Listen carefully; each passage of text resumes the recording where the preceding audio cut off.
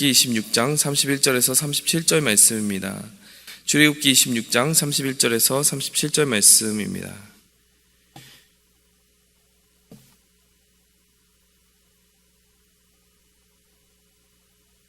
너는 청색, 자색, 홍색 실과 가늘게 꼰 배실로 짜서 휘장을 만들고 그 위에 그룹들을 정교하게 수놓아서 금 갈고리를 네 기둥 위에 늘어뜨리되 그 네 기둥을 조각목으로 만들고 금으로 싸서 네 은 받침 위에 둘지며 그 휘장을 갈고리 아래에 늘어뜨린 후에 증거궤를 그 휘장 안에 들여놓으라. 그 휘장이 너희를 위하여 성소와 지성소를 구분하리라. 너는 지성소에 있는 증거궤 위에 만나라 하였으며 속죄소를 두고 그 휘장 바깥 북쪽에 상을 놓고 남쪽에 등잔대를 놓아 상과 마주하게 할지며 청색, 자색, 홍색 실과 가늘게 꼰 배실로 수놓아 짜서 성막문을 위하여 휘장을 만들고 그 휘장문을 위하여 기둥 5을 조각목으로 만들어 금으로 싸고 그 갈고리도 금으로 만들지며 그 기둥을 위하여 받침 5개를 노수로 부어 만들지니라. 아멘. 우리가 언약궤와 함께 하나님께서 주신 그 성막의 제도, 그 언약궤를 안치할 수 있는 성막의 제도에 대해서 오늘 본문 말씀을 살펴보면서 그 안에서 우리 신앙생활에 하나님께서 따를 만한 여러 가지 신앙의 교훈과 가르침, 그리고 우리 신앙생활의 표준에 대해서 담아두신 그 메시지를 한번 들어보려고 합니다. 그리고 그 안에 하나님이 어떠한 은혜로 임재하고 계신지 그 말씀 속에 임하시는 그 하나님의 축복과 은혜를 우리가 살펴보도록 하겠습니다. 우리가 첫 번째로 보면요, 이 성막에 대해서 이해해야 되는 관점 한 가지가 있습니다. 그것은 우리 신앙생활의 그 표준, 하나님께서 우리가 따라야 하는 그 신앙생활의 정석이라고 해야 될까요? 그 방향성을 성막의 제도를 통해서 보여주려고 하셨습니다. 두 번째로는요, 하나님이 어떤 분이신가 그것을 우리에게 보여주시고자 했던 것이 성막의 제도입니다. 또한 곁다리로 이 성막이 나타내는 그 여러 요소들을 통하여 우리는 교회에 꼭 있어야 되는, 하나님께서 이 교회가 갖추고 있어야 되는 그 어떤 요소들에 대해서도 말씀하고 계심을 이 성막의 제도를 통해서 볼 수가 있습니다. 첫 번째로 우리의 신앙생활의 관점에서 이 성막의 제도를 한번 살펴보도록 하겠습니다. 그 그림이 아마 있을 겁니다. 그림이 있는데요. 아침이지만 그림을 준비해 봤습니다. 왜냐하면요, 이 성막이 지금 성막의 제도가 출애굽기 25장에서 31장까지 정말 방대한 분량에 의해서 묘사가 되고 있기 때문에 그것을 우리가 다 읽을 수는 없잖아요. 지금 첫 번째로 보이는 저 문이 보이십니까? 저 문을 통과해야 됩니다. 근데 이 성막의 제도를 우리가 살펴보면 저 문이 어디로 나 있다고 이야기하느냐? 동쪽으로 향해 있는 문이라고 이야기합니다. 여러분, 우리 한 가지 질문해 볼 만한 것이 있어요. 왜 문이 동서남북 골고루 이렇게 돼 있지 않고 동쪽 한 곳에만 그 문이 나 있을까요? 그 동쪽으로 난 문에 대해서 에스겔서에서도 사실 그 성전의 모형에 있어서 동쪽으로 난 문에 대해서 언급하는 장면이 나옵니다. 성막과 성전은 분명히 다른 것입니다. 그런데 새롭게 세워질 그 하나님의 천상의 성전에 대해서 에스겔이 묘사하면서 뭐라고 말하냐면요, 동쪽으로 난 그 문이 있고 그 문지방에서부터 생명의 물이 흘러서 정말 사람이 능히 건널 수 없는 강물로 이렇게 창일하게 되는 그 장면을 환상 가운데 그려내고 있습니다. 그 문이 상징하는 게 뭘까요? 여러분, 성경에 대한 지식을 조금 알고 있다면 우리는 알 수 있을 것입니다. 나는 양의 문이니 그 문을 통해서만 들어갈 수 있고 들어가며 나가며 꼴을 얻으리라. 예수님께서 스스로에게 그렇게 말씀하셨어요. 나는 양의 문이다.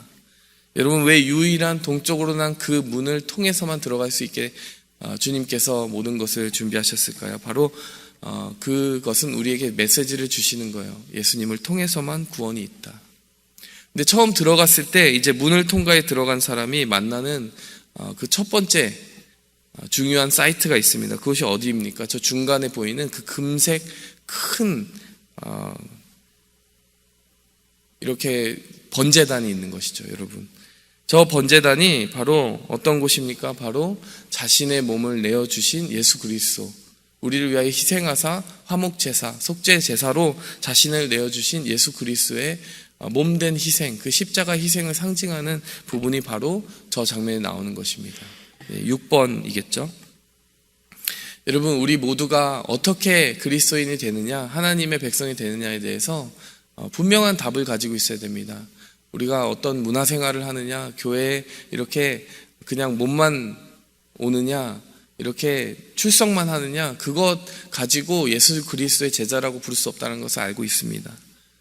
예수님의 죽음이 나의 죽음이요, 예수님께서 나의 죄를 씻기 위해 죽으셨다는 것을 고백할 수 있는 사람만이 그리스도인의 반열에 오르는 것이고, 예수 그리스도의 제자가 되는 것이고, 하나님의 백성의 그 분복을 누리게 되는 것이죠. 여러분, 그 다음에 5번이 무엇입니까? 그것은 물두멍입니다. 여러분, 예수님을 믿고 예수님의 피가 나를 위한 속죄의 피인 것을 믿는 거듭난 백성들이라 할지라도요, 여러분, 계속해서 주님 앞에 나아가기 위해서는 저 물두멍에서 손과 발을 씻으라고 이 성막의 제도는 우리에게 이야기하고 있습니다. 이것이 상징하는 게 무엇일까요? 여러분, 계속되는 회개를 의미하는 것이죠. 여러분, 이것이 구원파와 정통 교단의 차이입니다. 구원파에서는 뭐라고 말합니까? 주의 피가 우리를 완전히 씻었기 때문에 한번 그렇게 속죄를 받았으면 우리는 영원히 무죄한 자가 되어서 주님 앞에 회개해서는 안 된다. 오히려 회개하는 것은 하나님의 그 피의 효력을 욕보이는 것이다. 주님의 용서가 완전한데 우리가 계속 잘못했다고, 우리가 죄인이라고 고백하는 것은 하나님의 속죄를 부정하는 것이 되기 때문에 그렇게 해서는 안 된다, 이렇게 주장하는 게 어디입니까? 구원파입니다. 여러분, 만약에 구원파의 그 교리를 접하시면 어떻게 답해 주시겠어요? 오늘 이 성막의 제도를 이야기해 주시면 됩니다. 6번에서 예수님이 나를 위해 죽으신 것을 확실하게 고백한 죄인이라 할지라도 5번에서 저 그림상의 5번에서 분명히 나는 물두멍에 계속 손과 발을 씻어야 된다는 것이죠. 여러분, 이것을 이 성막의 제도만 이야기한 것이 아닙니다. 신약에서는 어떤 장면이 나옵니까? 세족식이 나오는 것이죠. 여러분, 세족식이 상당히 재밌는 순서를 가지고 있어요. 여러분, 본래 유대인들이 손과 발을 씻었습니다. 밥 먹기 전에. 그러니까 순서가 어떻게 되는 거예요? 손과 발을 먼저 씻고 밥을 먹어야 되는 거예요. 그런데 여러분, 요한복음 말씀을 자세히 살펴보신 분들은 아실 거예요. 성찬식이 먼저였습니까? 세족식이 먼저였습니까? 성찬식이 먼저였어요. 그러니까 손과 발을 씻지 않은 상태에서 성찬식을 하시고 그 다음에 세족식을 배치하신 겁니다. 여기에 대해서 의문을 가져야 되는 거예요. 이상하지 않습니까? 그건 상식이 아니에요. 유대인의 보통의 관습으로 봐도 이상한 겁니다. 그냥 우리의 상식적으로 봐도 손을 씻고 먹는 것이지, 먹고 손을 왜 씻습니까? 이게 순서가 뒤바뀌어 있다는 걸 아시겠어요? 예수님이 왜 마지막 만찬 석상을 그런 순서로 배치하셨을까? 우리가 곰곰이 생각해 보면 이 성막의 제도와 정확히 오버랩되게 하셨다는 것을 알 수 있습니다. 문을 통과한 후에요, 자신을 드린 그 번제단을 만나게, 예수님 자신을 드린 번제단을 만나게 해주신 거예요. 성찬의 석상이 그것을 의미하지 않습니까?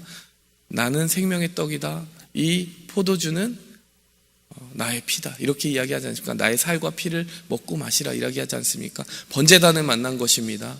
그리고 나서 손과 발을 씻으라고 이야기하는 것입니다. 물두멍을 만난 것이죠. 순서가 정확하게 우리가 그 성막의 문을 통과해서 지성소를 향하는 그 순서대로 예수님이 그들을 초대하고 계셨다는 것을 아시겠죠? 실제로 그것이 그 의미를 가지고 있는지 어떻게 합니까? 저에게 질문하신다면 이 본문 말씀을 떠올려 보면 알 수 있죠. 베드로가 이렇게 이야기했습니다. 주님이 어떻게 저를 씻어주십니까? 이렇게 얘기했을 때 예수님 뭐라고 하세요? 내가 너를 씻어주자면 넌 나와 상관이 없다. 그러니까 온몸을 씻어달라고 이야기를 하지 않습니까? 그때 예수님이 뭐라고 하세요? 다 씻은 자는, 목욕한 자는 계속 그렇게 목욕을 할 필요는 없다. 그렇지만 손과 발은 씻어야 된다, 이렇게 이야기를 하십니다. 그러면서 예수님이 죄사함을 주신 것을 목욕에 비유해 주시는 그 장면이 나옵니다. 그러니까 그 예수님의 피를 믿는 자는 다 죄사함을 받은 거예요. 큰 죄사함을 받은 거예요. 그러나 손과 발은 계속 더러워지지 않느냐, 그렇기 때문에 그것을 매일같이 씻어야 된다는 것을 그 메시지 안에 담아두시는 것이죠. 여러분, 이것을 확실히 붙잡아야 됩니다. 우리는 구원파와 전혀 다른 그 교리와 믿음을 가지고 있습니다. 그것은 성경이 우리에게 말해주고 있는 바입니다. 우리가 큰 죄, 하나님과 우리의 단절된 관계로 인한 죄는 예수님의 속죄로 인하여 완성되지만 그것을 씻는 모든 절차는 완성되지만 날마다 우리가 하나님 앞에 나아갈 때 그 죄를 회개하는 은혜가 있기를 바랍니다. 자, 여기서 그 다음에 우리가 성소와 지성소로 들어가게 됩니다. 우리가 고백해야 되는 은혜가 무엇일까요? 구약 시대에는 제사장만 들어갈 수 있었던 곳이에요. 그런데 이제 신약의 백성들은 뭐라고 얘기합니까? 왕같은 제사장이요 하나님의 택하여 부르신 백성이다. 우리 그리스도인 모든 사람들이 예외 없이 제사장의 그런 정말 특권을 누리게 되었는데, 그것은 무엇이냐? 하나님과의 정말 내밀한 교통과 성령의 임재 가운데 들어갈 수 있는 특권을 얻게 되었다는 것입니다. 기름 부음을 받게 되었다는 것이죠. 그래서 여러분, 이 성소 안으로 들어가는 그것은 이제 더 이상 구약 시대와 같이 어떤 특정한 그룹에만 제한된 것이 아니라는 것을 우리가 기억해야 됩니다. 우리 모든 믿는 백성들이 성소 안으로 들어가야 됩니다. 성소 안에 들어갔을 때 저 그림상의 3번 무엇일까요? 진설병이 놓여져 있는 그 하나님 앞에 모셔져 있는 그 떡이 이렇게 진열된 곳입니다. 진설병이 있는 곳. 여러분, 진설병은 12개가 있습니다. 무엇을 상징할까요? 하나님이 이스라엘 12지파를 먹이고 채워주신다는 것을 의미하는 것이죠. 또 다른 상징으로는 어떤 것을 떠올릴 수 있습니까? 여러분, 생명의 떡이신 예수님께서 자신을 주셔서 하나님의 백성들을 기르겠다라고 하는 그 의미가 담겨져 있는 것이죠. 근데 여기서 한 가지 멈추고 우리가 놓치기 쉬운 은혜를 한 가지 더 붙잡아야 됩니다. 뭐가 있을까요? 저는 이 모든 과정을 우리가 제사라고 부르지만요, 여러분, 우리가 흔히 다른 종교에서 발견할 수 있는, 혹은 우리의 신앙 형태로서 존재하는 여러 인간 사회에 존재하는 제사와 다른 한 가지 결정적인 특징을 발견했습니다. 무엇이 있을까요? 여러분, 상을 차려놓는 것, 제사에서 상을 차려놓는 행위는 다른 어떤 유교적인 문화에서도 하지 않습니까? 근데 이 진설병과 그들이 차려놓은 제사상의 차이가 무엇일까요? 생각해 보신 적 있으세요? 제사상은 누구를 위해 차려질까요? 그 조상을 위해 차려지는 것이죠. 뭐 신을 위해서, 그들이 섬기는 신을 위해서든지 조상을 위해서든지 그들이 먹으라고 차려놓습니다. 근데 진설병의 의미는 무엇입니까? 우리가 하나님 드시라고 차려놓는 상입니까? 그렇지 않다라는 것이 놀라운 것입니다. 하나님이 우리를 위하여 차려주신 상이라는 것이에요. 이것은 하나님의 백성이 누리는 놀라운 특권인 동시에, 역시 하나님의 말씀을 기록하고 있는 하나님의 성품, 이 기독교의 모든 진리가 하나님으로부터 온 것이 맞구나라는 것을 입증하는 기준이 되는 것입니다. 우리는 하나님으로부터 오는 은혜를 입으며 살아가는 존재임을 성경은 말씀하고 있는 거예요. 만약에요, 어떤 신이 존재한다고 하면서 우리가 그를 위하여 무엇을 먹여줘야 된다면, 여러분, 누가 누구의 신인 것입니까? 순서가 잘못된 것이죠. 여러분, 우리가 진리의 하나님을 섬기고 있다는 것은 바로 여기서 나타난 것이죠. 내가 너희를 먹일 것이다. 너희는 나를 의존하며 살아가라. 여러분, 4번은 무엇입니까? 거기에는 등잔대가 있습니다. 진리의 빛으로 오신 예수님을 보여주는 것이죠. 그리고 나서 휘장을 한 번 더 지나서 지성소로 들어가게 되는데, 그곳에 있는 것이 무엇입니까? 1번, 거기에 언약궤가 있습니다. 여러분, 언약궤를 찬찬히 뜯어보면 언약궤의 여러 가지 의미를 살펴볼 수 있어요. 만나는 하나님의 공급하심, 그리고 쌍난 지팡이는 하나님의 기적적인 도우심, 십계명은 하나님의 입에서 나오는 모든 말씀, 진리, 이런 것을 상징한다 우리가 이야기하지 않습니까? 근데 이것을 제가 상징적으로 묵상하는 가운데 하나님이 주신 그 어떤 말씀 속에서 비춤을 받았더니 이런 뜻을 가지고 있습니다. 어떤 뜻을 가지고 있냐면, 길과 진리와 생명이시라는 그 뜻을 가지고 있는 것이요. 그 지팡이는 무엇을 상징합니까? 목자의 지팡이 아니겠습니까? 그 길을 짚어서 우리를 세밀하게 인도하신 하나님의 길된 정체성을 가르쳐 주시는 것이죠. 진리는 무엇입니까? 그 돌판에 기록된 말씀을 상징하는 것이죠. 말씀이 상징하고 있는 것이죠. 생명은 무엇입니까? 그 항아리에 담겨져 있는 만나 아니겠습니까? 여러분, 그 언약궤 자체가 상징하고 있는 것이 무엇입니까? 예수님 자신에 대한 선언인 거예요. 길과 진리와 생명으로 오신 예수님 자신을 언약궤가 이미 계시하고 선포하고 있는 것입니다. 놀랍지 않습니까? 우리가 신앙의 가장 깊은 단계로 들어가면 여러분, 그곳에서 만나야 되는 분이 바로 예수 그리스도라는 것이죠. 한 가지 빼놓은 것이 있는데 2번입니다. 분향단입니다. 입원이 왜 중요할까요? 입원은 기도를 상징하기 때문이에요. 요한계시록에서도 금 향로에 그 향이, 하나님께서 받으실 만한 향이 올라가고 있는 장면이 나오는데 그것이 성도들의 기도라고 나옵니다. 여러분, 우리가 어떻게 하면 더 깊은 신앙, 하나님과의 깊은 교제 가운데 들어갈 수 있다는 것입니까? 기도입니다. 어떤 봉사를 많이 하고 어떤 일을 많이 하고 그것도 하나님을 섬기고 하나님을 기쁘시게 하는 것이 되겠죠. 그러나 하나님 분명히 그 골방 안에서 나를 만나라, 비밀한 곳에서 너를 만나기 원하시고 너의 기도를 받기 원하시는 하나님께 나아가라, 그리하면 내가 만나주리라 말씀하셨습니다. 여러분, 그 지성소로 들어가기 전에 반드시 이 새벽에 제단을 사모하시는 분들은 아마 그 지성소를 들어가는 기도의 힘을 아시는 분이실 거예요. 여러분, 그 은혜를 끝까지 누리는 축복이 있기를 원합니다. 말씀을 마지막으로 마무리하는 한 가지를 여러분들에게 리마인드 해드리기 원합니다. 25장에서 26장, 지금 제가 이 말씀을 이렇게 쭉 말씀드릴 때는 어느 순서로 말씀드렸냐면요, 문에서 번제단을 만나고 물동멍을 만나고 성소로 들어가서 지성소로 들어가는 우리의 관점에서 그 성막을 통과하는 관점으로 말씀드렸어요. 그런데 말씀이 실제로 그 순서로 기록되어 있느냐, 이 예배가 끝나고 25장부터 26장을 읽어보시면 알 거예요. 금방 아실 겁니다. 순서가 반대로 되어 있습니다. 언약궤에 대한 이야기가 먼저 나오고요, 그 다음에 진설병에 대한 이야기, 그 다음에 등잔대에 대한 이야기가 나오고, 순서가 가장 깊은 지성소에서부터 바깥쪽으로 나와 있다는 거예요. 이것이 우리에게 보여주는 게 무엇일까요? 분명히 우리 관점에서는 이렇게 들어가는 거죠, 지성소를 향하여. 그러나 이 말씀은 하나님의 관점으로 기록되었다는 것을 우리가 알아야 되는 것이죠. 이 말씀이 누가 누구에게 주신 말씀이냐라고 하는 것을 이 말씀의 순서, 기록된 순서 자체가 우리에게 보여주고 있는 바가 있다는 것입니다. 여러분, 이것이 사실 우리의 신앙생활의 본질에 대해서 던져주는 큰 화두이자 적용의 지점이기도 한 것이죠. 우리가 하나님께 노력해서 나아가는 것이 아닙니다. 하나님은 그 언약궤에서부터 성소에서 그리고 지성소에서 그 뜰로 나아가는 모든 길을 하나님이 먼저 하나님의 관점에서 하나님 편에서 준비해 주셨다는 것을 우리에게 꼭 못 받고 싶어 하시는 것입니다. 신앙생활은요, 전적으로 하나님이 먼저 우리에게 내려오지 않으셨으면, 은혜로 오지 않으셨으면 이루어질 수 있는 것이 아니고 성립할 수 있는 것이 아니라는 것이죠. 그래서 출애굽기 25장 8절에 보면 그 성막의 본질에 대해서 뭐라고 이야기합니까? 너희 가운데 거할 장막이라고 이야기하십니다. 하나님이 우리에게 오셔서 그 장막을 친히 만드신 것이죠. 여러분, 이렇게 하나님은 은혜로 모든 것을 준비해 주셨습니다.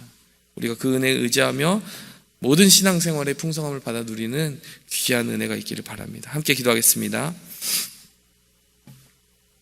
하나님 아버지, 이 아침에 우리를 부르시는 그 주님의 복된 음성을 들으며 주님 앞에 나아갑니다. 우리가 주님을 위하여 상을 예비하는 것이 아니라 주님이 우리를 위하여 생명의 떡을 준비하시고 주님이 우리를 위하여 자기 몸을 던져 십자가의 제물로 바치신 이 모든 이야기를 우리가 볼 때, 하나님, 우리가 우리의 힘으로 신앙생활하는 것이 아니요 우리의 의를 세우기 위하여 우리의 어떤 노력으로 공로로 주님 앞에 설 수 있는 것이 아니라 신앙생활의 모든 A부터 Z까지 주님이 예비하신 것뿐이라는 것을 말씀을 통해 살피게 됩니다.